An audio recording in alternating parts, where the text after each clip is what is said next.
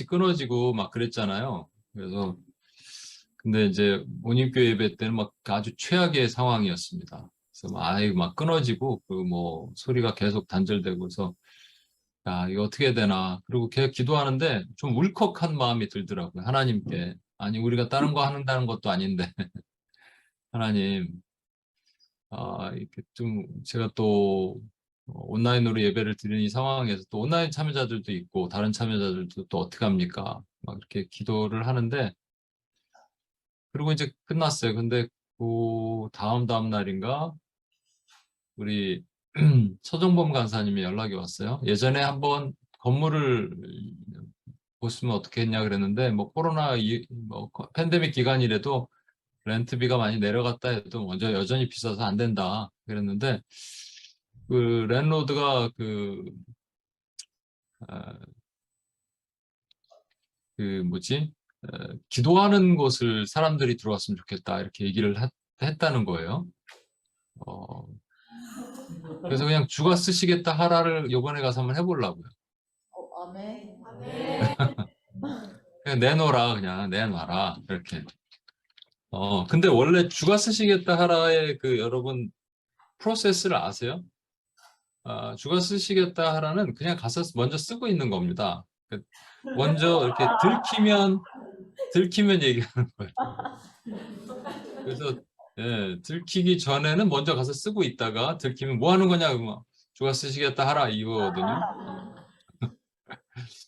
우리가 그거를 해야 되는 거 아닌가 하는 생각이 들면서 기도하겠습니다. 하나님 아버지 감사합니다. 788번째 기도 모임으로 우리를 이끄신 하나님을 찬양합니다. UPS에서 드리는 기도가 저희가 인간적인 욕심과 정욕으로 드리는 기도가 아니라면 반드시 하나님 분향에 올라가서 하나님 그때그때마다 쏟으시고 역사하실 것을 믿습니다. 네. 하나님 감사합니다. 오늘도 주여 중요한 곳곳에 중요한 선교지에 중요한 선교적 영역에 하나님의 나라가 임했음을 믿습니다. 하나님 아버지 지금도 역사하시고 운행하시고 함께해 주옵소서. 그렇게 해서 주님을 찬양합니다. 우리 구원하신 예수님의 이름으로 기도합니다. 아멘. 어제 UPS 코리아에서 한 분이 예배를 시작하기 전에 가슴이 답답하고 숨을 쉴 수 없다 그래서 같이 기도를 했습니다. 기도를 하고 마치고 나서 기도하고 나왔는데 이제 평안이 왔어요. 근데 제가 갑자기 그런 생각이 들었습니다. 예전에 UPS 초창기에요. 초창기에는 그렇게 아픈 분들이 예배 시작 전에 꼭 있었어요. 생각해 보니까. 그 뭐 다른 게 아픈 게 아니라 머리가 아파요, 속이 안 좋아요, 가슴이 답답해요, 숨을 못 쉬겠어요. 요 증상이에요. 요 비슷한 증상이 초창기에는 좀 있었어요. 그럼 그때마다 제가 기도를 해주고 그랬거든요. 그게 뭐 예를 들어서 이번엔 주엔 이 사람이면 다음 주엔 저 사람, 그 다음 주엔 저 사람 이렇게 돌아가면서 그래서 한 몇 주 지나고 나서 야, 이거는 예사 일이 아니구나라고 생각하고 이거는 영적 전쟁이고 영적인 공격이구나라는 걸 깨달았어요. 결정적인 것은 어떤 사역자가 오셨는데 사역자가 약간 좀 신비주의적인 경향이 강했는데 제가 잘 몰랐는데 사역자가 막 같이 기도하자 그러고 막 사람들 기도해주고 하는 순간 이 한 두세 명이 그냥 동시에 저한테 오는 거예요. 기도하고 있는데 저한테 와서 속이 답답하다, 숨을 못 쉬겠다. 그 자리에서 그런 겁니다. 그 당시에는 이제 예배 처소에 저쪽 뒤에 방이 있었거든요. 그래서 이제 방에 가서 좀 같이 좀 기도도 하고 그랬는데 그때 깨달았죠. 아, 이게 원수의 공격이구나. 여러분, 지난주에 제가 이게 말씀을 드렸는데 그 마쓰리 축제, 일본에서 마쓰리 축제를 하다가 걔들은 병력이 이제 한정돼 있고 공간 이동을 마음대로 뭐 하고 막 날아다니는 놈, 뭐 공간 이동을 하는지 모르겠습니다만 어떻게. 하여튼 영물들이니까. 그런데 이렇게 대만의 고스트 축제를 갔다가 한국에 지난주에 이제 추석이었으니 추석을 갔다가 할로윈 축제 때 어디 가야 되는데 애들이 지금 어디 머물까요? 그러니까 어딘가 머물 거 아니에요. 그죠? 영적 공격을 감행하고 막 그러겠죠. 그래서 저는 사실은 지난주에 용 얘기를 했더니 우리 그 워치맨들이 오늘 기도 준비한 것 보십시오. 그 UPG도 총종족 준비했는데 캄보디아 총종족인데 공교롭게 제가 지금 브로셔 리뷰를 하고 있는데 브로셔에 올라가 있던 이그샘플로 올라가 있는 UPG가 총종족이에요. 캄보디아. 그래서 우연의 일치라고 저는 생각하지 않습니다. 그리고 그 다음에 우리 베트남 영상을 보면서 베트남을 위해서 기도했죠. 공산주의 영이 가득하고 캄보디아도 그렇고 근데 캄보디아, 베트남 이런 게 그것도 정령도 가득한 곳이에요. 오늘 또 일본을 위해서 기도했고 이단들을 놓고 기도했고 그 교회 또 분열을 놓고 기도하고 뭐 이런 걸 놓고 기도하니까 스피릿이 이렇게 지금 마귀가 상당히 자기를 건드리는 거 싫어하는 것 같다라는 생각이 듭니다. 우리가 전신갑주를 바르게 입고 싸우면 원수 마귀는 우리는 힘이 없지만 우리의 대장 되신 예수 그리스도가 빛을 밝히시면 바퀴벌레가 떠나가듯이 우리가 오늘 기도했던 곳에 핵폭탄이 터지고 있는 겁니다, 여러분. 영적인 핵폭탄이.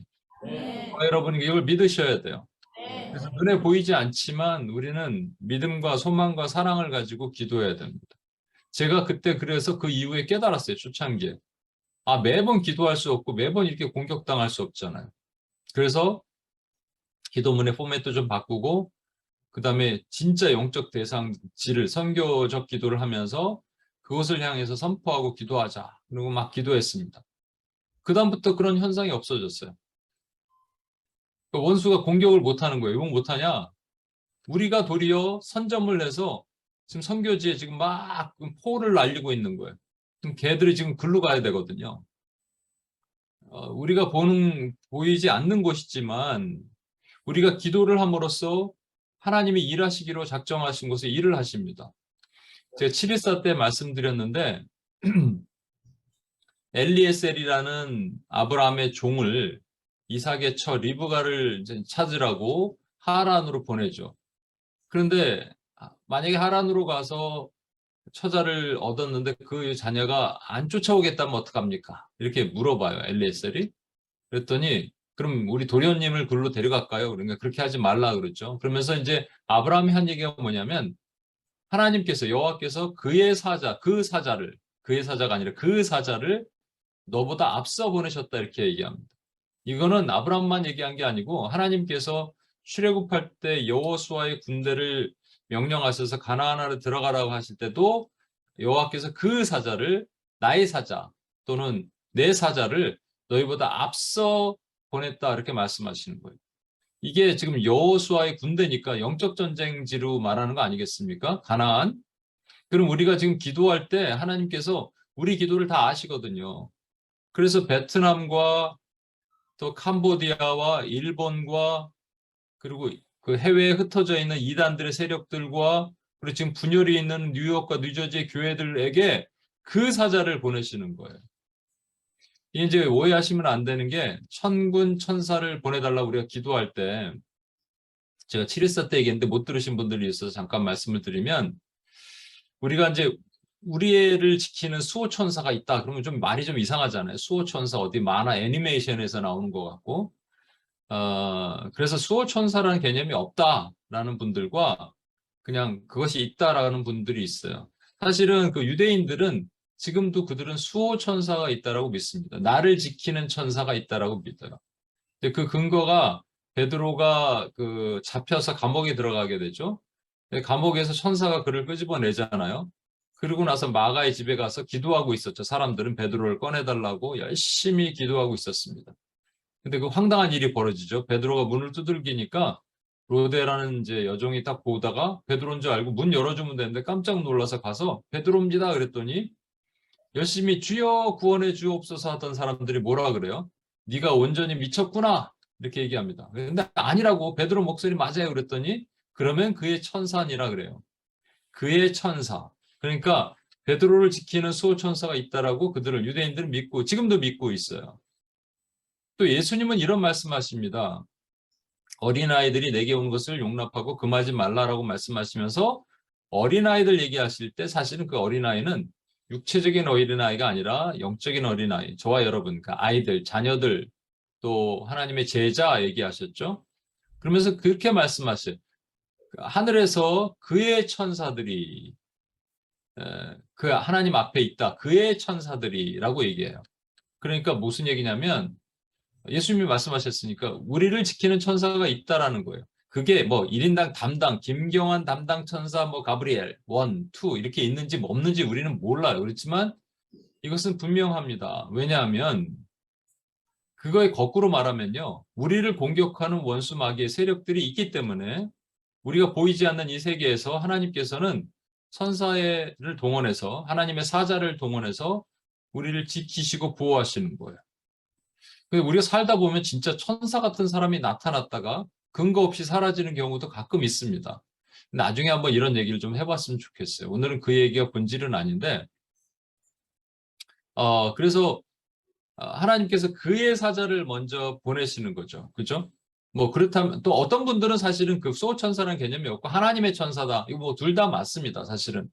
그러니까 둘 다 같은 개념이지만 분명한 것은 하나님께서 사자를 미리 동원해서 하나님의 군대를 동원해서 싸우게 하시는 거예요. 또 비슷한 얘기가 있잖아요. 21일 동안 다니엘이 기도를 해요. 기도를 하고 가브리엘이 와서 그에게 메시지를 전달합니다. 가브리엘은 메시지를 전달하는 천사예요. 천사장이에요. 그런데 그가 늦게 온 이유를 설명합니다. 바사 국군이 막았다 이렇게 돼 있어요. 네, 그런데 그를 이길 자는 미카엘의 군대뿐이다. 그래서 하나님의 군대, 천군이 있어요. 하늘의 군대가 있어요. 하늘의 군대가 원수의 세력과 싸웁니다. 그러니까 저와 여러분이 지금 오늘도 기도할 때 하나님이 어떻게 하시냐면 기도의 내용을 아시잖아요. 그러니까 우리가 기도하기 전에 하나님의 사자들을 베트남에도 보내시고 또 일본에도 보내시고 캄보디아 총족에게도 보내시고 분열이 있는 땅에도 보내시고 이단들이 창궐하고 있는 해외에 흩어져서 지금 활동하고 이단들이 있는 곳에도 주님은 보내십니다. 저와 여러분 이걸 믿으셔야 돼요. 아멘. 아멘. 네. 저는 오늘 이제 이 얘기를 하고 본격적인 얘기를 들어가도록 하겠습니다. 다음 세대를 사수하라라는 주제로 여러분과 말씀을 나누겠어요. 오늘은 좀 성경을 뭐 풀어본다는 개념보다 제가 이제 최근에 현황 이걸 데이터를 통해서 같이 보고자 하는데 다음 세대가 왜 중요하느냐? 다음 세대를 무너뜨리는 사단의 전략은 세 가지가 있습니다. 첫 번째, 이 교회 안의 다음 세대는 다른 차원이고 일단 전반적인 다음 세대. 첫 번째는 결혼을 안 합니다. 제가 오늘 포커스는 코리아에 포커스합니다. 그래서 이제 여러분들 한국에 안 살고 있고 미국에 살고 있기 때문에 좀 상황이 틀릴 수도 있는데 또는 우리 카이 형제처럼 이제 그 다른 에트닉 시리가 있는 분들은 좀 다른 얘기가 될 수도 있겠지만 아니에요. 한국이 교회가 있기 때문에 한국의 교회가 크리스천리티가 세계 2위이기 때문에 이걸 보면 미국의 상황도 비슷한 거예요. 그러니까 여러분 한국 상황을 보시고 미국을 대변했으면 좋겠습니다. 다음 세대를 무너뜨리는 세 가지 방법. 첫 번째, 결혼 안 하면 됩니다. 비혼. 한국의 비혼율이 높거든요. 왜 비혼하는 줄 아세요? 집이 없어서. 아이들 키울 능력이 못 돼서. 별 걱정 다 하십니다. 근데 요즘 세대가 그런 걱정 때문에 안 해요. 그리고 자기 자신을 그냥 자기 자신을 위해서 살아요. 욜로족. 이게 심각하죠?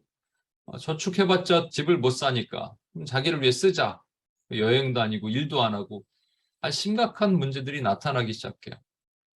비혼족이 많아집니다. 두 번째는 결혼해도 애를 안 낳아. 나도 하나만 낳아. 안 낳는 것도 문제지만 하나만 낳는 것도 아주 심각한 이기주의입니다. 왜냐면 2명 이상 낳아야지 지 자식은 그럼 누구랑 결혼할 거야? 나중에 커서. 예? 하나 낳고 지 자식은 너 혼자 살아라 이런 뜻이에요, 너는. 너는 그냥 바울이 되라.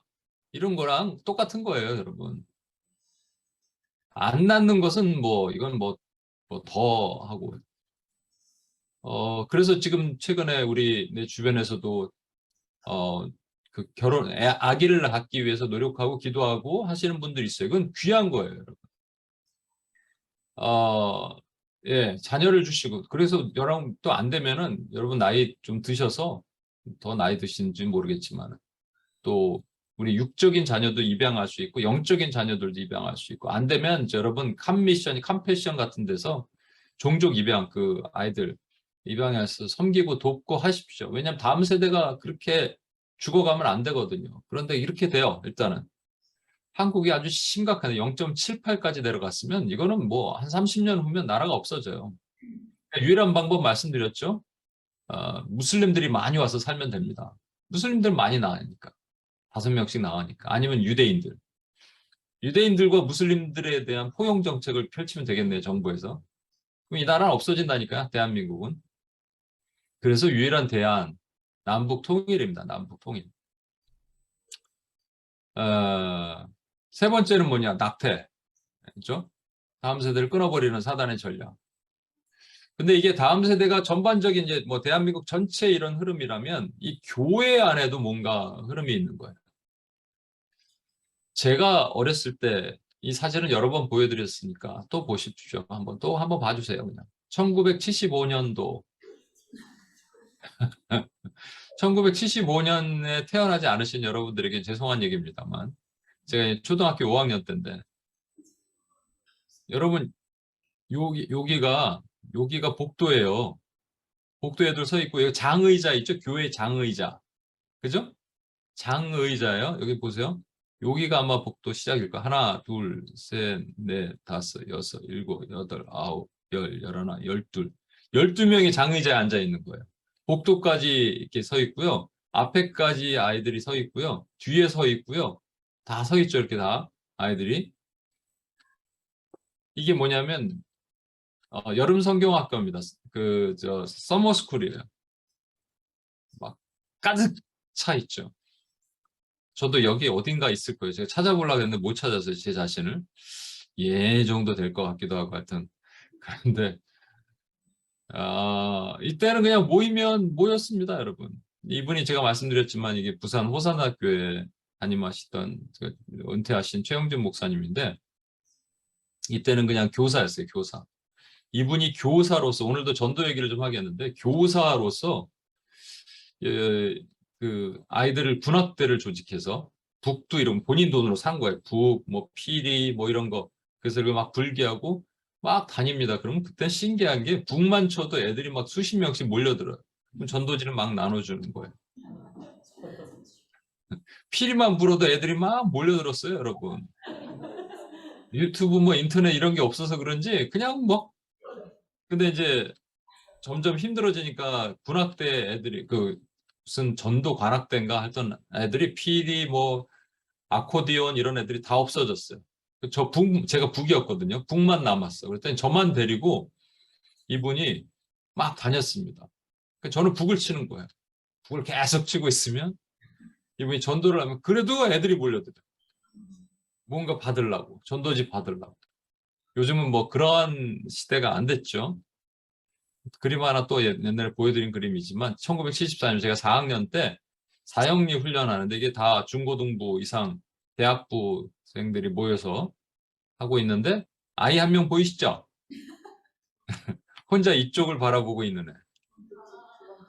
예. 예. 이거 원래 애니메이션이 됐어야 되는데 예. 예. 예, 예, 예. 아우라가 있는 애 보이죠? 예. 예. 하여튼 근데 그 한국에 1994년부터 2021년 25년 동안의 한국의 트렌드를 보면 50%가 감소했습니다. 50%가. 근데 2011년부터 2021년까지가 40%예요. 그러니까 1994년부터 2011년까지 15년 동안은 10%만 감소했는데 이때부터 40%가 감소했어요. 2011년부터 2021년 10년 동안 보십시오. 대부분 교단의 교회 학생 수가 40%가 감소했습니다. 일단은 감소되는 이유는 아이들이 점점 없어져서 감소하는 것도 있고 아이들의 복음화가 감소돼서 감소되는 경우도 있어요. 그러니까 아이들의 전도를 안 하는 거죠. 그래서 감소되는 것도 있습니다. 영아부 주일학교가 없는 교회가 약 80% 지금 현재. 중고등부가 없는 교회도 약 50%. 제가 한번 말씀드렸나요? 제가 이 집 근처에 어떤 교회가 있어요. 한 천 몇백 명 모이는 좀 큰 교회, 2,000명 모이는 교회인 것 같아요. 근데 그 교회에 제가 오후에 어디 가서 뭔가를 해야 되고, 최근이 아니고 제가 뉴욕에 있을 때, 여기 잠깐 왔을 때, 그때 무슨 사역이었더라, 오후에. 그래갖고 오전에 7시인가 8시인가에 일부 예배가 있어서 그 일부 예배를 여기 교회에서 드리고 이제 가려고 그랬습니다. 근데 문을 잘못 열어서 2층으로 가야 되는데 제가 1층을 열었더니 중고등부 예배를 드리고 있더라고요. 성도가 한 2,000명 되는 교회인데 중고등부에 정말로 제가 보기에 한 30, 20명? 30명? 중고등부 예배였어요. 나중에 주보를 보니까. 중고등부 예배를 일부로 드립니다. 일부, 일찍. 왜? 끝나고 공부하라고. 학부모에 의한 원성에 의해서 중고등부 예배를 그렇게 만들었어요. 지금 중고등부가 없는 교회가 전체 50%가 된다고 얘기합니다. 엑스플로 22는 우리 다음 세대 전도를 위한 어떠한 그 무브먼트거든요. 그게 엑스플로 22에 이게 이제 전체 엑스플로 74부터 시작해서 쭉 나가다가 2000년 돼서 00부터 다시 22까지 오는데 이거는 뭐 다음 세대뿐만 아니라 전 세대지만 여기에 오늘 세미나의 토픽은 다음 세대였어요. 이거 보십시오. 대한민국 교회 학교는 반토막이 났다. 문제투성이었던 기존의 시스템으로 6년을 다녀도 구원의 확신이 흔들리고 기도조차 제대로 할 줄 모르고 복음이 무엇인지조차 모르는 아이가 대부분이다. 복음이 뭔지 모르는 애. 6년 동안 주일학교를 1시간 정도 주일학교를 다녀도 복음이 뭔지 모른다는 거예요. 안 가르친 거죠. 그러니까 복음이 가장 엑기스 있잖아요. 예수는 그리스도다. 이걸 안 가르친 거예요. 그러니까 복음이 뭔지 모르죠. 복음이 뭔지 모르는 상태에서 뭐만 하냐면 게임하고 뭐 이런 거 하고 율동하고 막 찬양하고 끝났어. 그럼 뭐 하냐는 거예요, 이런 거예요.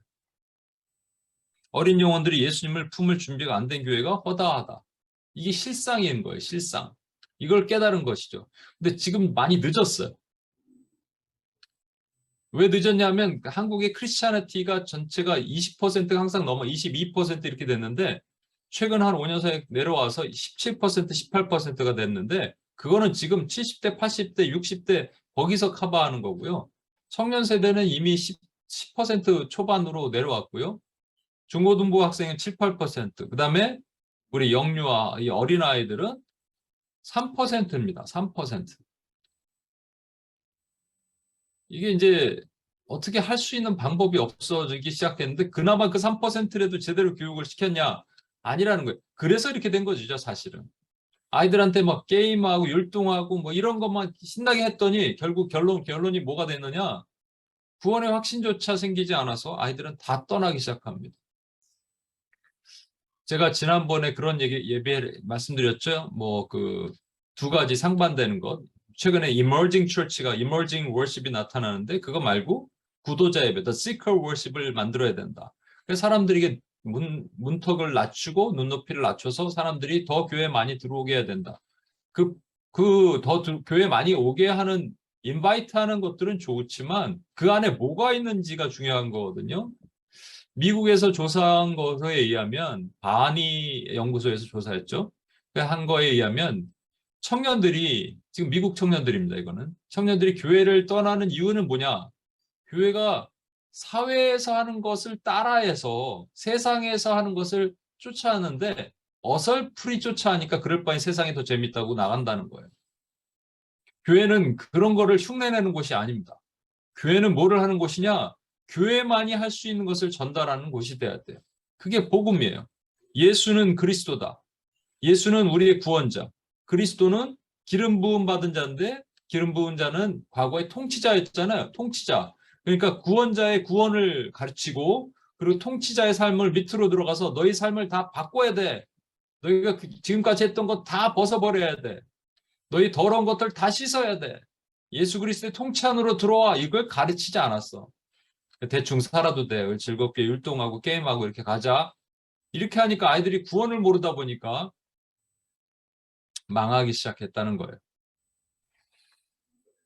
합동총회 교육전도국장인 노경재 목사님이 이렇게 얘기했습니다. 오늘날 한국 교회는 주일학교가 무너져 있는 것이 아니라 거의 초토화되어 버렸다.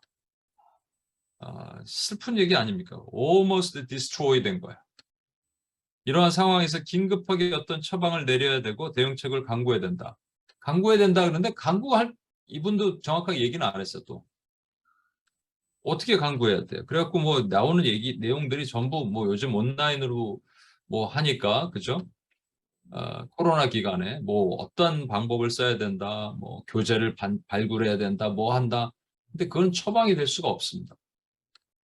조금 더 제가 기사들의 내용들을 제가 좀 설명을 할게요.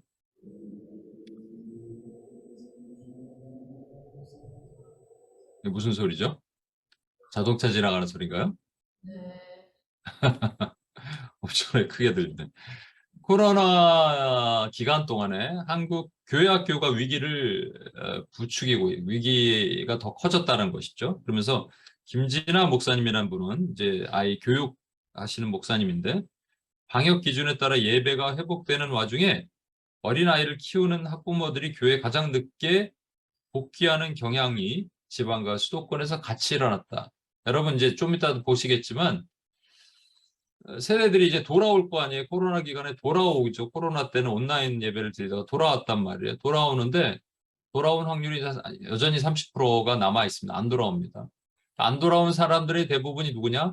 자녀를 가지고 있는 부모란 얘기예요. 그럼 다음 세대 교육이 더 무너지는 겁니다, 여러분. 뭐 여러 가지 이유가 있어요. 아이들 아직 뭐 면역이 약하니까 코로나에 감염될 수 있으니까. 그리고 뭐 또는 교육 때문에 하여튼 그들이 돌아와야지 그나마 몇 퍼센트 안 되는 것을 채우는데 그들이 안 돌아온다는 얘기입니다.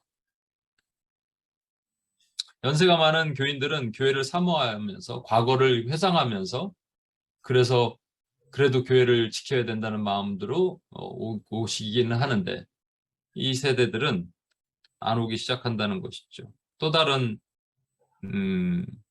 목사님입니다. 이분은 해성교회 김신근 목사님은 그 중에서도 가장 큰 타격은 유초등부예요. 예, 타격이 가장 크다. 중고등부보다 유초등부의 타격이 크다. 어른들의 경우 60% 정도가 회복이 됐지만 아이들은 출석률이 30에서 40%밖에 안 된대요. 여러분 이게 3%예요. 크리스찬애티가 지금 3%에 30%면 1%란 얘기입니다. 이거 엄청 심각한 얘기 아니에요? 지금 여러분 막 가슴이 아프죠? 안 아파요? 아파야 되는데. 여러분의 고국이, 아니, 미국도 마찬가지예요. 제가 이걸 왜 사실을 준비하게 됐냐면, 우리 신학교에서 같이 공부했던 목사님이 있는데, 이제 아이들 사역을 뉴저지에서 하고 있어요, 저기. 그래서 이런 또 특별한 사역을 많이 하시는 분이에요. 한국의 그 CTS 방송국에서 출연해서 인터뷰를 하더라고요. 여러 가지 얘기를 하다가 이분이 이제 충격을 받았다는 거예요. 뭐냐면 코로나 기간에 여러분 한인교회가 미국에 3,000개가 있습니다. 3,000개 중에 1,000개가 문을 닫았대요. 2년 동안에. 충격이죠. 근데 그나마 다시 개척한 교회가 300개가 된대요. 1,000개가 문을 닫았어요. 문을 닫은 이유는 뭐 뻔하죠. 사람이 안 모이고 재정이 없고 그러니까 뭐 렌트비 낼 돈도 없고 그러니까 문을 닫아야겠죠. 제가 늘 말씀드리잖아요. 우리 코로나 기간에 우리 뭐 건물 있었으면 큰일 날 뻔했다고. 너무 감사한 거예요, 진짜로. 아무튼 그런데 이분이 얘기하면서 그래서 어쩔 수 없이 온라인으로 교육을 했는데 더 많은 사람들이 왔기 때문에 또 긍정적인 측면으로 얘기했습니다. 물론 긍정적인 면도 있을 거예요. 그러나 그것이 대안이 될 수는 없어요. 뒤에 설명을 드리겠습니다. 그것이 결코 대안이 될 수 없습니다. 지금 보시면 어떻게 됐느냐. 이 코로나 기간에 와야 될 아이들이 안 오는데 엄마가 안 오니까 자식들도 안 오고 안 오게 되니까 결국은 어떻게 되냐면 3% 중에서 30%만 오니까 1%만 교회에 오는 거예요. 와, 여러분 초등학교에 크리스찬리티가 1%가 됐다는 얘기예요, 여러분. 너무 극단적으로 말씀드리니까 아는 계산으로 그렇게 됩니다. 그런가 하면 교사의 역량, 교회는 목회자만 또 사역자만 전도사만 아이들 교육에 참여하는 것이 아니라 전 교회가 같이 교인이 같이 참여해야 되거든요. 다음 세대 교육에. 그래서 그런데 교육교사의 교육이 실패했대요. 알아서 해라. 너무 뭐 바쁘고 막 그러니까. 그러다 보니까 교사가 그냥 알아서 하는 거예요. 생각해 보니까 제가 대학생 때 중고등부를 담당을 했는데 이 성경 공부 교재를 제가 막 바쁘고 또 바쁜 게 친구들이랑 놀다가 바쁜 거예요. 놀다가 토요일 날 너무 늦게 들어오면 혼나기도 하는데 하여튼 뭐 늦게 들어오면 그날까지 이 분반 공부 준비를 못했어요. 그럼 언제 하는 줄 아십니까? 아침에, 주일날. 대충 싹 해갖고 가서 아는 거. 근데 애들은 뭐 아는 거 나보다 모르니까. 이게, 이게 말이 돼요, 여러분? 제 얘기를 해서 그렇지만. 아, 그 주일학교 교육 현황이 우리 팬데믹 전과 팬데믹 중과 지금 아직 스틸 팬데믹 밋 코비드죠. 포스트 코비드가 아직 안 일어났다고 저는 생각해요. 근데 뭐 이 중간 그 트랜잭션의 기간이 걸려 있겠죠. 그래서 그 상황을 좀 봤으면 좋겠는데 이게 세상신문입니다. 서울신문이라는 것은 이게 그 크리스찬 신문이 아니에요. 그런데 거기서 도리어 코로나19 이후에 2021년 한국교회 변화. 아직 그 코로나가 어, 한국에는 되게 이렇게 만연해 있을 때 한국교회 변화를 본 거예요. 목회자들이 코로나19로 가장 어려운 점은 해서 첫 번째가 뭐냐? 다음 세대 교육 문제라는 겁니다. 여러분 잘 보십시오. 목회자들이 다음 세대 교육 문제를 가장 어려운 점으로 첫 번째로 얘기를 했어요. 두 번째가 출석 교인 수의 감소예요. 두 개 합치면 50%예요. 이 두 가지입니다. 근데 출석 교인 수 중에 넘버 원이 누구냐면 3, 40대 엄마, 아버지입니다. 뒤에 볼 텐데.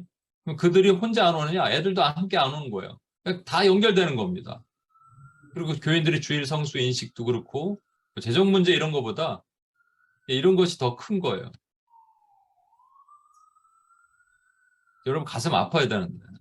가슴 아플까 하고 제가 이걸 준비했는데. 5곳 중 한 곳은 주일학교가 아예 없습니다. 여기 보시면 주일학교가 아예 없는 곳이 22%입니다. 5대 교단이에요. 한국의 대형 5대 교단. 그럼 거의 대부분 이게 그 제너럴한 어떤 스테러스를 말하는 겁니다. 5곳 중 하나는 근데 이유는 뭐냐? 나중에 보겠는데 사람이 없어서예요. 사람이 없는데 어떻게 세우겠어요? 이건 팬데믹 전입니다. 팬데믹 전에 한국의 가장 큰 교단이 예장 합동해서 조사한 건데 썬데이 스쿨을 운영하느냐? 70%가 운영 중이고 30%가 운영 안 한다예요. 이유는 운영 안 하는 그 이유의 70%는 아이들이 없어서예요. 운영할 형편이 안 돼서보다는 아이들이 없어서. 심각한 겁니다. 사실상 중단된 주일학교 교육 2020년 5월이니까 코로나가 이제 시작할 때 그때예요. 밋 코로나 시작점에 코비드 기간 온라인 주일학교 운영을 한 사람 교회는 60%. 근데 그중에 25%만이 실시간 온라인을 하고 나머지 35%는 제작된 콘텐츠. 그러니까 유튜브 같은 거 보라는 거죠. 남의 교회 거 가서 보라고 25%만이 그 소통하면서 우리 누구 잘 있었어요? 성현이 어땠어요? 이렇게 얘기를 하는 줌으로. 그게 60% 25%니까 되게 작은 숫자죠. 주일학교 담당 교사에게 물어봤어요. 학생들이 온라인 예배에 집중하나요? 아니요가 75%. 그러니까 아까 제가 말씀드린 뉴저지에서 아이들 사역하면서 도리어 온라인으로 하니까 더 많은 아이들이 줌으로 들어올 수 있겠지만 커뮤니케이션이 안 된다니까요, 여러분. 온라인으로 공강 공부도 하나요? 아니요가 83이에요, 여러분. 공강 공부는요, 이게 같이 실시간으로 리얼타임으로 제가 여러분 리얼타임으로 이렇게 하듯이 온라인이라 하더라도 리얼타임으로 하면 괜찮아요. 근데 그렇지 않고요. 이렇게 해도 이제 집중 안 되잖아요. 그죠? 앞에서 막 들이대고 뭐 볼펜 갖다 대고 해야지 잘 될 텐데. 근데 그거 안 하는 데가 83%면 사실상 주일학교 교육은 무너진 겁니다. 조금 더 볼게요. 이거는 미드 코로나 완전히 핵심이죠. 2020년부터 2022년 사이에. 그러니까 주일 예배 드린 형태를 보면 출석하는 교회에서 이거는 이제 그 아이들이 아니고 전체예요. 출석하는 교회에서 예배를 드렸다가 회복이 조금 일어납니다. 그러니까 2021년, 20년 12월, 21년 6월, 22년 4월이잖아요. 근데 가운데가 21년 6월인데 가운데 맨 왼쪽에 보시면 출석하는 교회에서 예배를 드렸다 해서 이거 뭐 그리는 거 없나? 이건가?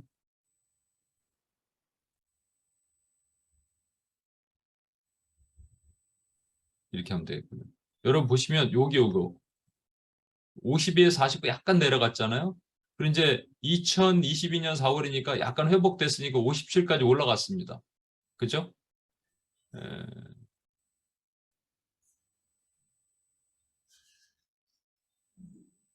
그런데 결국은 뭐냐면 이게 거의 비슷하다는 거예요. 제가 이런 얘기 진짜 많이 들었거든요. 앞으로 포스트 코로나는 이제 회복이 일어납니다. 회복이 일어날 때 어떻게 할 거예요? 제가 회복 잘 안 일어날 거라고 제가 예견을 했던 거 기억나십니까? 2020년 제 메시지를 유튜브로 찾아보세요. 제가 찾아보니까 예견을 했더라고요. 잘 안 일어날 것이다. 안 돼요, 여러분, 회복이. 이거는 왜냐하면 하나님의 진노의 이유를 알아야 되는 거예요. 또 교회가 대충 다 섞여서 있는 거 하나님이 원치 않으시는 거죠. 진짜로 예배드리기 원하는 사람들. 그래서 허리케인이 좀 와야 돼요. 허리케인이 오면요. 날아갈 사람들 날아갑니다. 그리고 남아있는 사람 남아있는 거예요. 저는 도리어 감사하다고 생각해요. 근데 문제는 뭐냐? 이 30% 중에 가장 많은 포션을 차지하는 사람들이 누구냐는 거예요. 요 멤버들 중에. 그게 문제겠죠? 아, 한 가지만 더 보고 그다음 그걸 볼게요. 어,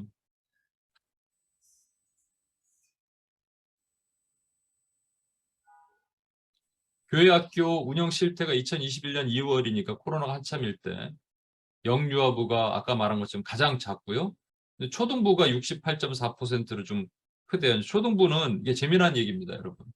초등학교 4학년부터 6학년까지의 아이들이 스스로 자발적으로 전도할 수 있는 능력이 있대요. 우리 그 프라미스 교회의 김남수 목사님 414 윈도우라 그래갖고 4살부터 14살 아이들을 집중적으로 그래서 그분이 욕도 많이 먹었어요. 하도 교회에서 414만 얘기해서 지겹다는 거죠, 교인들이. 근데 그 교회에 다니는 저 우리 성도들에게 그 목사님한테 414 들었던 분들은 복 받은 줄 아셔야 돼요. 왜냐면 그게 답이야, 진짜. 4살부터 14살을 살리지 않으면 답이 없습니다. 근데 그 중에 가장 중심이 어디냐면요. 4학년부터 6학년 사이에요, 여러분. 6학년이 한 4, 5학년 요 정도 되면 4학년부터 아이들이 보편적으로 통계에 의하면 내가 내 친구 데리고 교회 한번 가볼까를 시작할 수 있는 나이가 된다는 거예요. 근데 그들에게 복음을 심어줘야 되는데 아까 보셨죠? 6년 내내 교회 학교 다녀도 복음을 안 가르쳐 주니까 복음이 뭔지 설명을 못 한다. 이게 말이 안 되는 거 아니에요, 여러분? 내가 너무 가슴이 아파서 지금 주일학교 세퇴 이후 그래서 이제 아까 더 말씀드립니다. 예, 아까 요 장면 보세요. 요 30%가 교회 안 오죠, 지금. 안 오는 사람의 대면 예배 참석회 연령대 안 오는 사람의 42%, 30%의 3, 4, 12, 약 12%, 전체 12%는 누구냐? 30대, 40대. 결혼한 커플, 주로 뒤에 보시면 이 결혼한 커플들이 자녀를 안 보냅니다. 코로나 이후에 다음 세대가 자녀의 불참한 이유는 부모의 반대, 감염의 두려움. 이 두 가지가. 근데 부모의 반대가 가장 크죠. 요 결혼한 커플의 3, 40대 결혼한 커플들의 자녀를 안 보내는 거예요. 본인도 안 가지만. 이게 여러분 그냥 일어나는 일 같죠? 근데 저는 사단의 잘 준비된 계략이라고 저는 봐요. 그 다음 표에 있는 마지막으로 요 데이터를 한번 보겠습니다. 오른쪽에 있는 표를 봐주세요. 다음 세대 사역의 중점 사역은 그럼 무엇이 필요하느냐? 예배 회복이라는 거예요. 교육도 필요하지만 무엇보다도 아이들에게 예배를 가르쳐 줘야 된다. 그래서 제가 요즘 예배를 강조하거든요. 여러분도 마찬가지. 여러분 살고 싶으면 예배를 살려야 돼요. 여러분 지금 영이 죽어가고 있으면 예배가 죽은 거예요. 제가 누구라고 얘기를 안 하겠지만 여러분 안에서 내 눈사가 있어서 딱 보면 보입니다. 여러분 안 보일까요, 제가? 아, 내가 예배가 죽은 것 같다 이런 분들이 있죠. 그러면 내 영이 죽은 것 같다 그러면 예배가 죽은 거예요. 예배에 사모함 주일날 딱 교회가 눈을 떴을 때 와, 토요일부터 교회 가서 예배 드리고 싶다 이게 충만하면 여러분 영이 아직은 괜찮다는 얘기인데 그러지 않으면은 뭔가 죽은 거예요. 예배를 회복하고 예배를 살아야 돼요. 예배가 살아나야 돼요. 근데 지금 이 다음 세대는 예배가 다 죽어가고 있다는 거죠. 핵심 원인은 그래서 세속화다. 신앙 중심의 가정교육에서 찾아야 가정이 망가지고 그다음에 교회 예배가 무너졌기 때문에 결국 이렇게 되었다라는 겁니다. 교회 얘기만 하나만 더 드리고 한국 교육 실태가 있습니다. 이거 혹시 여러분 이제 미국에 계신가 잘 모르겠지만 최근에 있던 세 가지 사건이에요. 하나는 선생님이 지금 수업을 하고 있는데 어떤 애가 여기 충전한다고 해갖고 누워서 선생님 엉덩이 사진을 찍고 있습니다. 근데 선생님이 아무 말 못해. 또 얘는 수업 중에 우통을 다 벗고 수업을 하는데도 선생님이 아무 말을 안 해. 저 오른쪽에 있는 애는 선생님한테 삿대질로 하면서 대듭니다. 근데 선생님이 아무 말을 못 합니다. 공교육이 무너졌습니다. 철저히 무너졌어요. 한국만 그럴까요? 미국도 그렇죠. 미국에는 제가 뉴저지 쪽에는 이미 제가 들은 것 같은데 아이들에게 이미 네 성 정체성을 네가 결정해라 뭐 이래갖고 부모님들이 깜짝 놀라서 자녀들 막 빼갖고 한 10몇 %가 빠졌는데 갈 데가 없어. 크리스찬 스쿨을 거기 꽉 차서 지금 갈 수도 없고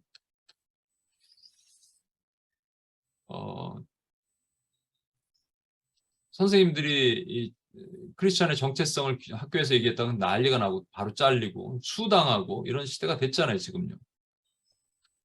그럼 우리는 어떻게 할 건가? 대책이 있어야 될 거 아니겠어요? 제가 여기 애엄마들 데리고 이게 이제 한국에 있는 그 안양에 있는 어떤 교회에서 하는 아이들 프로그램, 키즈 프로그램인데 아이들이 이렇게 기도해요. 이렇게 기도할 수 있을까? 기도할 수 있습니다, 여러분. 왜냐하면 제가 여기 아이들 엄마 5명을 데리고 한번 모였어요. 기도원에서 만나자 그랬어요. 한참 제가 얘기했습니다. 오늘 지금 보십시오. UPS 오라고 지금 얘기를 했고 그랬잖아요. 왜냐하면 이걸 해야지 영이 살아난다니까요. 여러분 지금 이 기도를 하는 것은 여러분이 선교지를 위해서 기도하는 것도 있지만 이렇게 해야지 여러분이 영적인 공격을 받지 않습니다. 지금 초창기 그 UPS 얘기를 말씀드렸잖아요. 여러분이 영적인 공격을 받지 않을 수 있는 도리어 영을 보호받을 수 있는 길이 여러분이 아우러벨을 하는 거예요. 이 아우러벨을. 아우러벨을 하자 이렇게 하고 아이들 엄마들에게 얘기하고 그리고 자녀들을 에게 성령을 달라고 기도해라.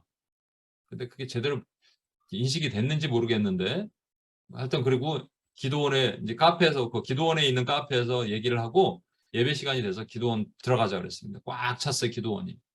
코로나가 이제 지나가고 나니까 이제 꽉 찼어요. 근데 이제 아이들 엄마들이 이렇게 앉아 있고 제 옆자리가 비어 있었어요. 그 건너편에 또 옆자리 옆에 또 누가 앉아 있고 근데 옆자리에 엄마랑 어떤 아이가 딱 와서 앉았습니다. 근데 기도를 하는데 뭐 찬양 있죠? 그 기도원 찬양 광무지 뭐 주의 보혈로 이런 거 하는데 아이가 막 이렇게 찬양을 하는 걸 제가 계속 보고 있었어요. 기도를 하는데 막 두 손을 들고 주야 하는데 내가 너무 신기해서 얘를 쳐다보고 있었어요. 그리고 끝나고 나서 얘가 예배 기도 중에 물어봤어. 너 몇 살이니? 그랬더니 9살이요. 이야.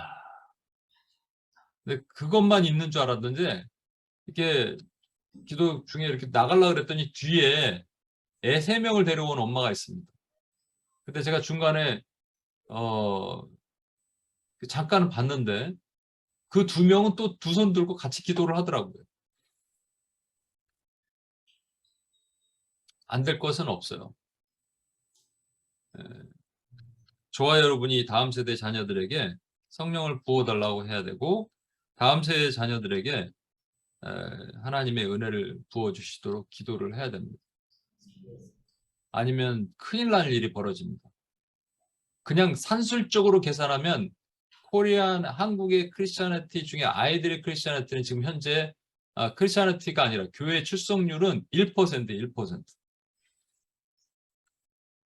그리고 영유아부가 없는 교회가 50%인데 이것은 더 감소되면 지금 대형교회 빼고 대형교회는 크니까 작은 교회는 지금 계속 문 닫는 교회가 엄청나요. 한국에 10,000교회가 문 닫았다는 얘기가 있어요. 그러면 이제는 내 얘기가 아니니까 뭐 난 자녀도 없으니까 여러분 그렇게 생각하지. 저도 자녀 없어요. 여러분만 없는 게 아니에요. 저도 자녀 없으니까 지금 이것은 자녀의 단순하게 내 자녀 얘기하는 게 아니고 한국과 미국의 이 다음 세대가 무너지면 끝납니다. 끝이에요. 끝. 그래서 우리 기도해야 돼요. 이런 아이들이 어디로 들어가야 되느냐? 이런 아이들이 다니엘이 돼야 돼요. 근데 여러분 퀴즈를 내겠습니다. 다니엘과 다니엘의 세 친구가 있는데 제가 늘 말씀드리죠. 다니엘이 사자굴에 들어갔어요. 풀무불에 들어갔어요. 세 친구가 사자굴에 들어갔어요. 풀무불에 들어갔어요. 다니엘 사자굴. 다니엘이 사자굴이고 세 친구가 풀무불이죠. 이건 한번 말씀드렸죠.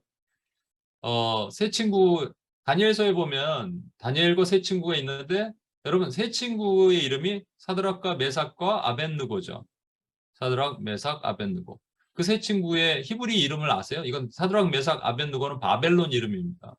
혹시 히브리 이름이 나와 있어요? 저도 지금 잘 모르겠어요. 기억이 안 나. 네, 그 히브리 이름 아시는 분? 그 히브리 이름 안 부르잖아요. 그죠? 바벨론 이름 부르잖아요. 왜? 사드락과 메삭과 아벳느고로 부르신 이유가 있어요. 그럼 다니엘은? 그러니까 다니엘서는 다니엘이 썼거든요. 지는 다니엘이라고 써.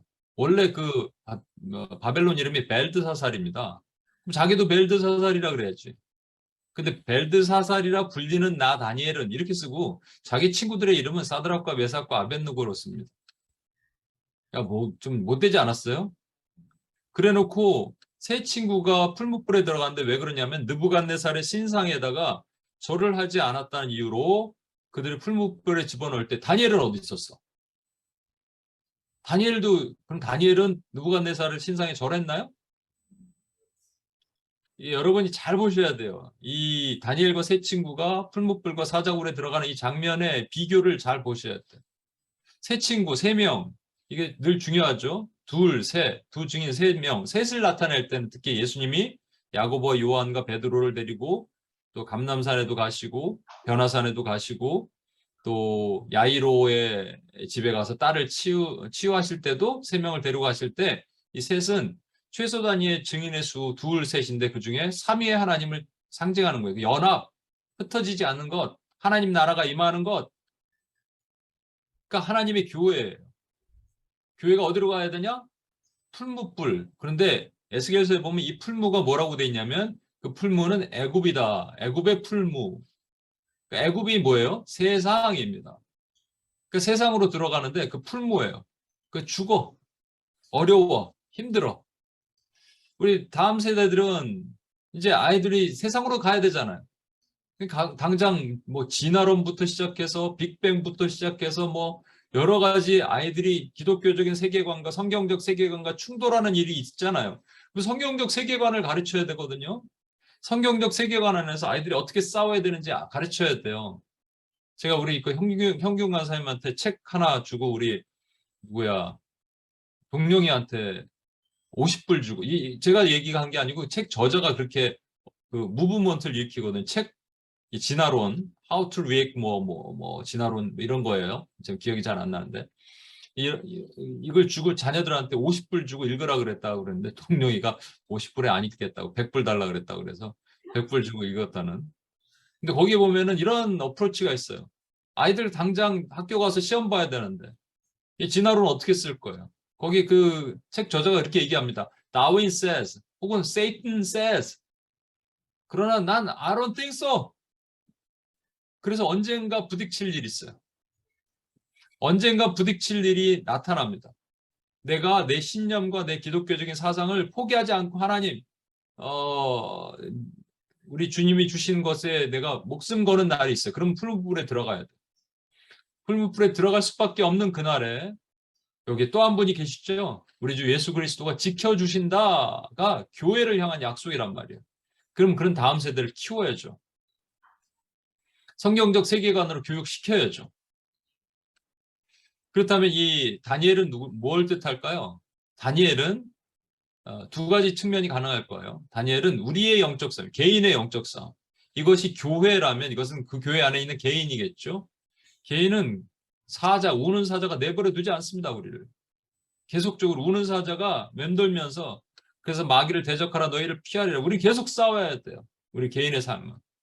또한 이것을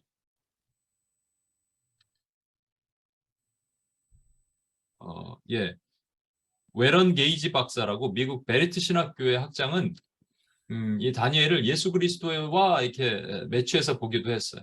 사자굴에 사자 같은 곳에서 십자가를 지셔야 되고 동굴에 갇히셔서 결국 문이 닫히고 뭐 이런 것들. 뭐 그것도 좋습니다만 저는 그냥 우리에게 적용한다면 우리의 삶이 풀무불에 들어가는 새 친구의 삶과 그 다음에 다니엘의 삶. 다니엘은 이름을 다니엘이라고 불렀잖아요. 새 친구는 이름 자체가 세상의 이름이잖아요. 그죠? 세상의 이름을 가지고 세상에서 싸우는 거예요. 그러나 우리의 영적인 정체성은 다니엘이 돼야 돼요. 하나님이 우리와 함께 하시는 그 이름, 바뀌지 않는 이름, 그것을 가져야 된다는 것이죠. 우리뿐만 아니라 우리 다음 세대를 그렇게 키워야 됩니다. 그래서 저는 신명기 6장 4절에서 7절 말씀, 이스라엘에 들어라 우리 하나님 여호와는 오직 유일한 하나님이시니 그 다음에 7절 보십시오. 내 자녀에게 부지런히 가르치며 부지런히 가르쳐야 돼. 지금 CTS 방송국에서 1교회 1학교 운동을 합니다. 왜냐하면 이 CTS 방송이 너무 고마운 게 순수 복음 방송이죠. 그래갖고 다른 데는 막 벌써 변절됐어요. 뭐 CBS 이런 데는 벌써 변질됐는데 CTS는 그냥 거의 유일하게 남아있는 라디오는 극동, 여기 CTS는 TV. 근데 1교회 1학교 운동을 왜 하느냐? 제가 이제 취지를 찾아보고 이분 이 사장님이 쓴 책들을 제가 계속 읽고 있거든요. 근데 그 이유가 뭐냐면 이렇게 내버려두면 이 나라 망한다는 차원이에요. 근데 정부나 이런 그 학교 시스템에서 기독교를 옥죄하는 일들이 계속 있습니다. 이제 대안학교나 이런 데 공격하고 이런 일이 계속 있거든요. 지금 현재. 근데 재정이 없으니까 못 하는데 그리고 더 전부 커버를 못 하는데 적어도 각자의 교회에서 각자의 나온 자녀들을 케어할 수만 있다면 그러면 한국 교회가 살지 않겠느냐. 그래서 1교회 1학교 운동을 벌이기 시작한 거예요, 여러분. 기억하시고 기도해 주셔야 돼요. 오늘도 기도할 텐데 CTS와 같이 이렇게 그런 대안학교 운동을 벌이고 있는 꽤 많은 곳이 있습니다. 저는 선교학교 모델이 예전에 제가 선교 학교를 세우고 싶었잖아요. 처음에는 이렇게 막, 뭐 미용학교, 그다음에 중국어, 뭐 포르투갈어, 뭐 이런 거 언어학교, 그다음에 농업이나 이런 걸 가르치는 학교, 그래서 실질적으로 선교에 도움이 되는 학교를 세우고자 하는 마음이 있었는데 요즘은 좀 바뀌었습니다. 그래서 제가 자녀들은 예언할 것이요, 청년들은 환상을 보고 아비들은 꿈을 꾸리라를 생각하면서 자녀들을 위해선 교육을 시켜야 되겠고 청년들을 위한 교육이 필요하고 늙은이들, 아비들을 위한 꿈을 이게 전부 예언, 환상, 꿈 이게 전부 다른 얘기 같지만 하나예요. 비전입니다. 그래서 이번에 제가 뉴욕에 비전 수련을 하면서 성경적 세계관을 우리부터 바꿔야 되잖아요. 우리가 알아야지 뭐 자녀를 가르치니 누구를 가르칠 거 아니에요.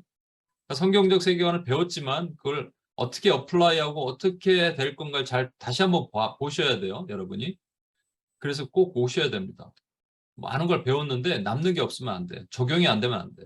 성경적 세계관으로 우리 비전 수련회도 했는데 이걸 어떻게 어플라이 할 건지 다시 리뷰를 해야 돼요. 비전을 보고 그다음에 내가 어떤 리더가 될 것인가. 리더십을 가지고 그리고 토요일 날 우리가 나는 선교사다 그러고 내 자신을 파송하는 일을 하자 이런 거예요. 저는 그래서 학교를 세워야 되는 또 다른 꿈과 비전을 가지고 있습니다. 자녀들에게는 고센학교, 청년들에게는 얼바인 미션 스쿨, 늙은이들은 갈렙 학교. 근데 제가 다 못하겠더라고요. 제 능력 밖에. 제가 아무리 생각해도 out of my capacity야. 그럼 할 수 있는 방법이 뭐냐? 할 수 있는 동일한 비전을 갖고 있는 분들과 힘을 나누면 되겠더라고요. 그래서 여러분과 그걸 나누고 싶습니다. 제가 미국 가면 좀 더 구체적으로 나누고 같이 할 텐데 여러분 혹시 가슴이 뜨거워지는 분들이 있으면 이 방법밖에 없어요, 여러분.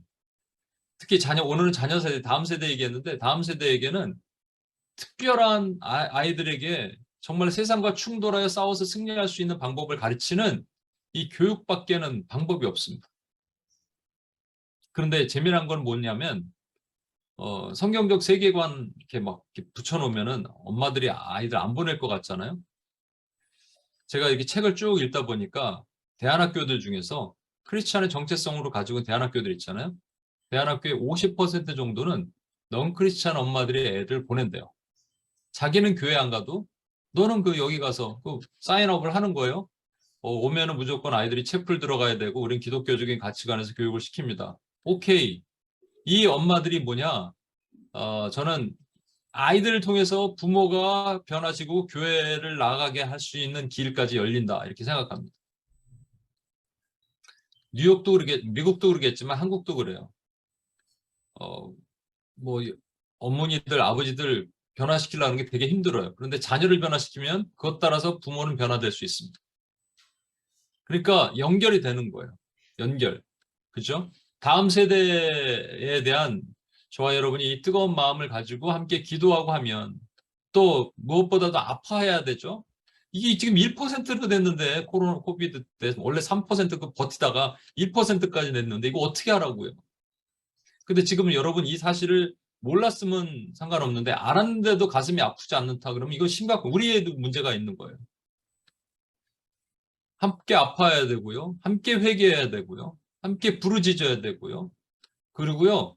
이것이 세워지는 이런 어떤 시스템과 이런 교회와 학교를 위해서 여러분 함께 기도해야 되고 함께 헌신해야 됩니다.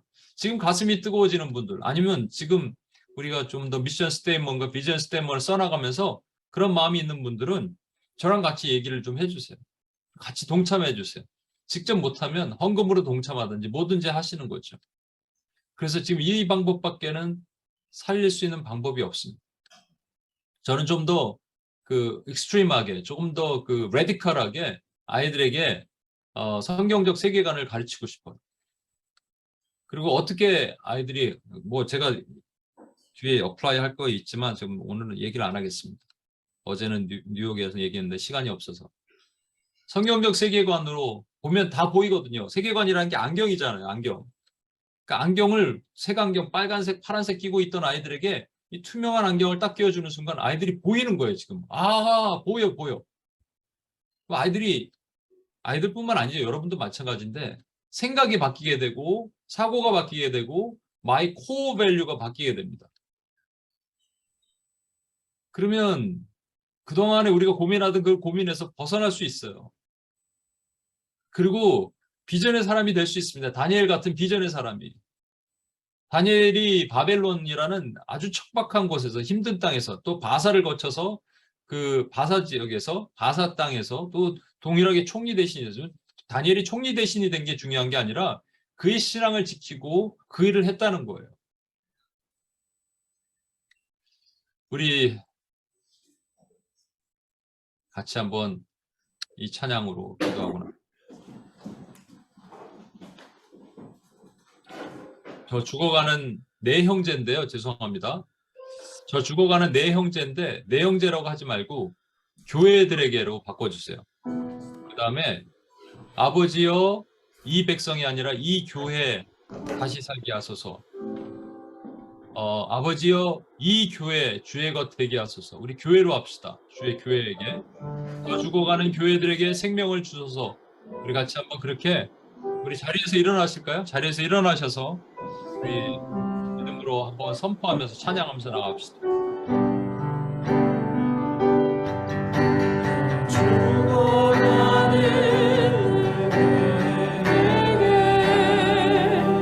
생명을 주소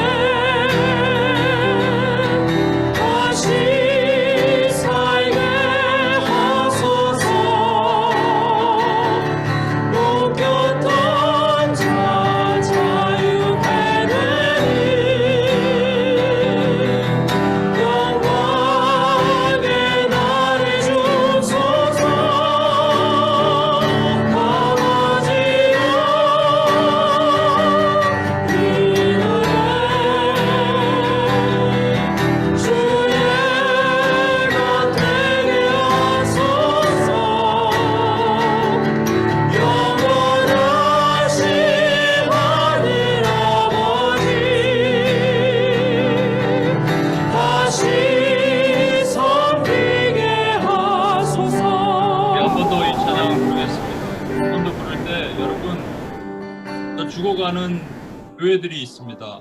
우리 자신도 교회잖아요. 근데 죽어가는 다음 세대에게, 죽어가는 30, 40대에게, 죽어가는 1%의 크리스찬티밖에 남지 않은 저들에게 생명을 주셔야 됩니다. 여러분, 이 찬양 부를 때 눈물이 나야 돼요. 가슴 아파야 돼요. 소망이 없어요. 텅 빈 가슴에. 청년 세대 더 마찬가지고요. 아버지여, 이 교회 다시 살게 하소서. 묶였던 자가 자유케 되는 영광을 주소서. 아버지여, 이 교회 주의 것 되게 하소서. 이 찬양 뿌려 마실 땐 두 손을 높이 들고 특히 미국과 한국과 또 교회들에 묶여있는 교회들이 코로나로 좀 텅 비어가져가는 그 교회들에게 믿음으로 선포하면서 한 번 더 이 찬양하겠습니다.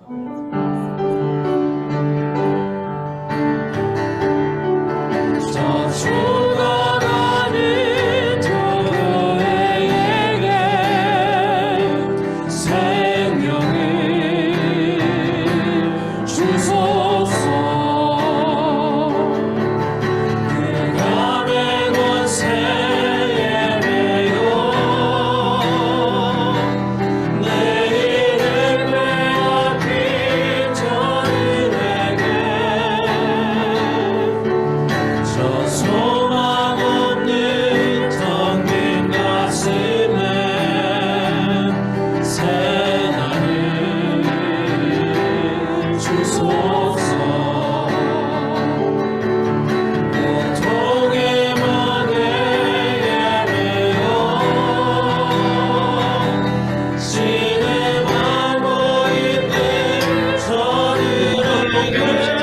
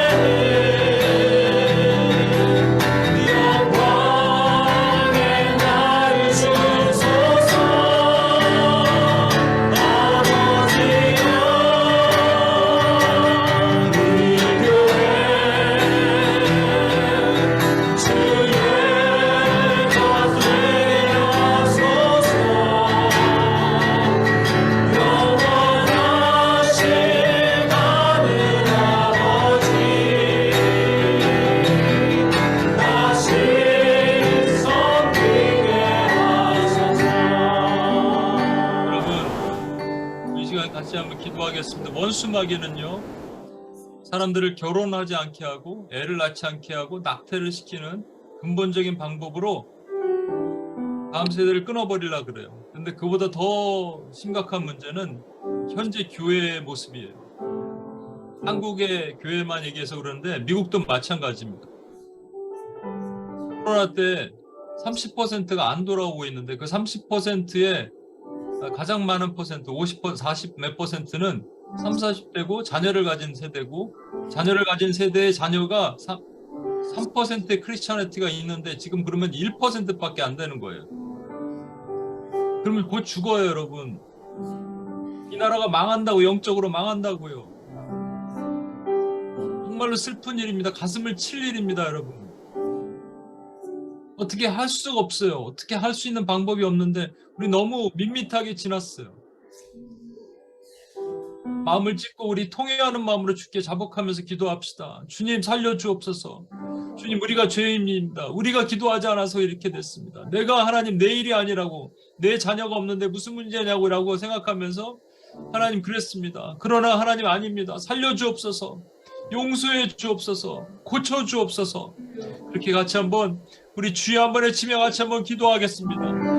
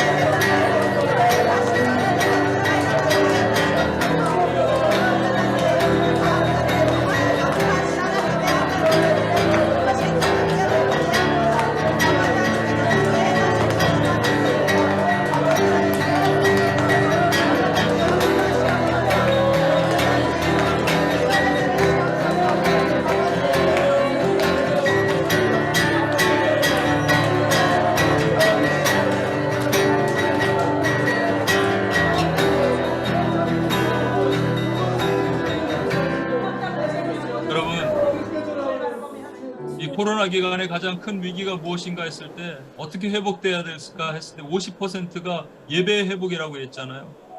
예배 회복입니다. 우리 다음 세대들에게도 마찬가지예요.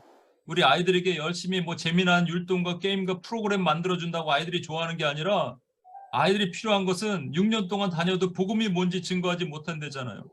예수는 그리스도다 분명히 알려줄 수 있는, 이것을 분명히 전할 수 있는 교회들이 일어나야 됩니다. 사역자들도 거기서 하는 몰두하고 거기에 올인하고 전 교회가 예배로 또 자녀들 예배에 교육시키고 가정도 예배가 회복되고 일어나는 그런 일이 회복돼야 됩니다. 예배 회복이 일어나게 하시옵소서. 예수는 그리스도를 아이들에게 가르쳐줄 수 있는, 다음 세대에게 증거할 수 있는 교회와 가정이 일어나게 해달라고 다시 한번 주여 한 번에 치며 같이 한번 기도하겠습니다.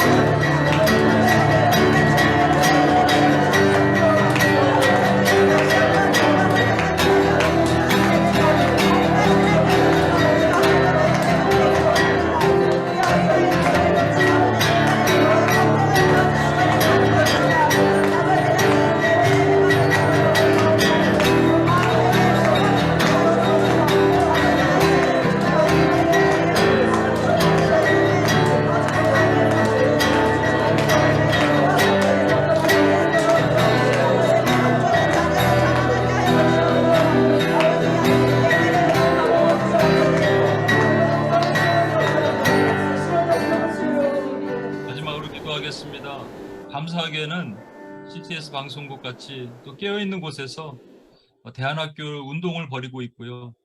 또 크고 작은 대안학교들이 많이 있습니다. 대안학교가 근데 세워지는 곳도 있지만 문 닫는 교회가 꽤 많이 있습니다. 재정이 없어서 학생들이 안 와서 이 생각들도 바뀌어야 돼요. 부모가 그냥 좋은 학교, 뭐 아예 대학 가기 좋은 학교를 보내려 그러니까 성경적 가르치는 대안학교들이 어렵지 않겠습니까? 이 인식들도 바뀌고, 그리고 하나님이 그 거룩한 무브먼트를 일으켜 주셔서 그런 일이 일어나게 하시도록 한국과 미국에도 마찬가지예요. 미국 홈스쿨이 더 많아지기 시작하는데 마찬가지입니다, 여러분. 이것들을 바른 또 하나님의 크리스찬 학교들, 또 그런 운동들, 그런 일들을 준비하는 모든 일들, 그리고 또 제가 생각하는 고센 학교도 있는데 그것도 여러분 함께 기도해 주시고, 이러한 것들이 어려움이 없게 하시고 하나님의 부르심 안에서 또 비전을 찾아 나가는 하나님의 학교들이 일어나게 하시도록 우리 주여 한번 외치며 마지막으로 기도해 주십시오.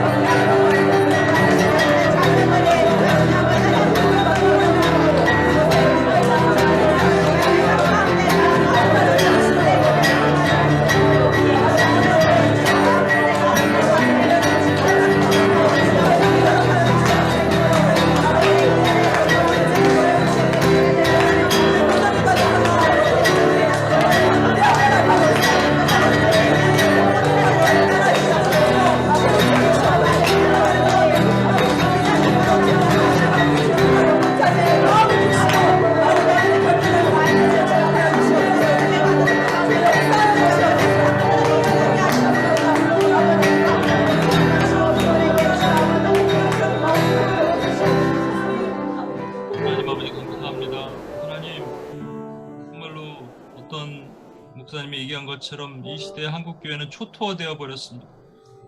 소망이 없고 가망이 없어 보이지만, 아니